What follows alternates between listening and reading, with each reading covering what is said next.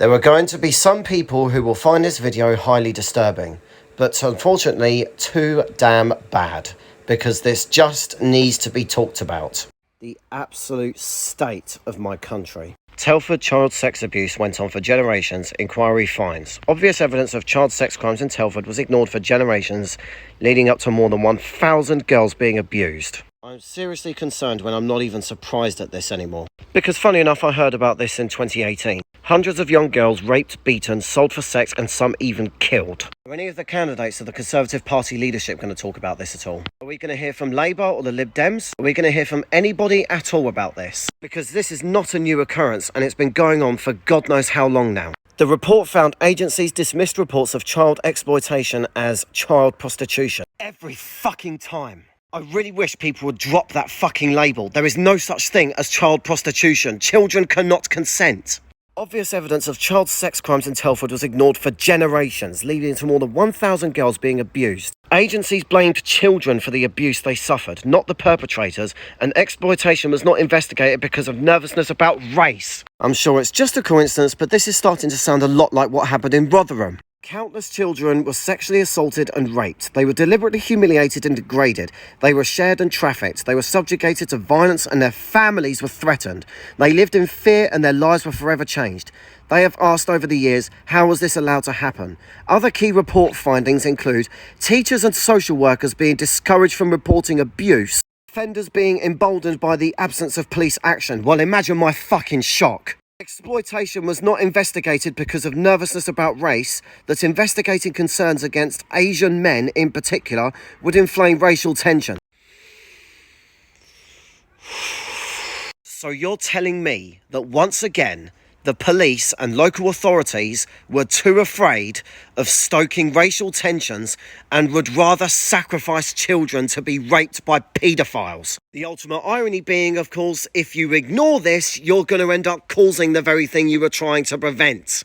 The report references the case of Lucy Lowe, 16, who died along with her 17-year-old sister and her mother in a house fire, started by Azhar Ali Mahmood, 26, the father of her daughter. She had become pregnant at 14. In his statement, Mr. Crowther said he looked as far back as 1989 to draw his conclusions, but has heard from victims exploited as long ago as the 1970s. References to exploitation being generational. In the most recent figures from the first 6 months of 2020, police received 172 referrals related to child exploitation. The dreadful life-altering crime has not gone away in Telford or elsewhere. Yes, because I want to really hammer this point home for people. In February 2018, police appeared to punish the victims of Newcastle grooming gangs. 700 girls and women were victims of these gangs. 2010, Derby rape gang targeted children.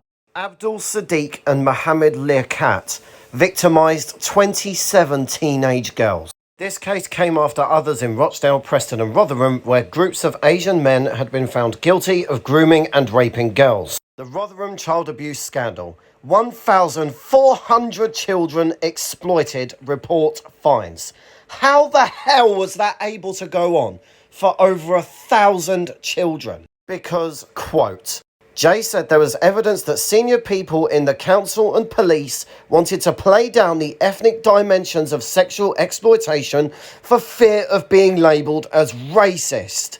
The official report says they were raped by multiple perpetrators, trafficked to other towns and cities in the north of England, abducted, beaten and intimidated. And despite showing signs that one of these girls had been abused and exploited from the age of 11, the case was closed and the social worker's assessment was that the mother was unable to accept the fact that her daughter was growing up. The report identified 2 separate cases where fathers had tracked down their daughters and tried to rescue them from these houses where they were being abused, and they were arrested instead. Another instance in 2001, a young girl who had been repeatedly raped escaped from her abuser's clutches. To send a message to her, the perpetrator smashed all the windows at her parents' home before attacking her brother and breaking his legs. This is the report's wording, not mine. In Rotherham, the majority of known perpetrators were of Pakistani heritage, which I don't care about. But it led the police and council workers tiptoeing around the problem. In the council and the police, there was a perception among staff that they should downplay the ethnic dimensions of child sexual exploitation. Frontline staff became confused as to what they were supposed to say and do, and what would be interpreted as racist. about in Oxford as well? In a strange twist, the pimps will teach their victims that the parents are apparently racist towards Asians, which is why they disapprove of their relationship. Nothing to do with him being a violence-controlling thug. They willingly exploited the fact that the police, newly trained in cultural sensitivity, are terrified of being accused of racism. The polar opposite to the situation involving the police in the United States. And a Huddersfield grooming gang in 2018 was convicted of more than 120 offences against 15 girls. And of course, Rochdale. Hundreds of young girls were allowed to fall into the hands of these grooming gangs because police and social workers were scared of seeming racist. And just in case anyone thought that, oh, it's all been solved now, they're all in prison, it's all done. No. Grooming gang victim comes face to face with her abuser in Asda.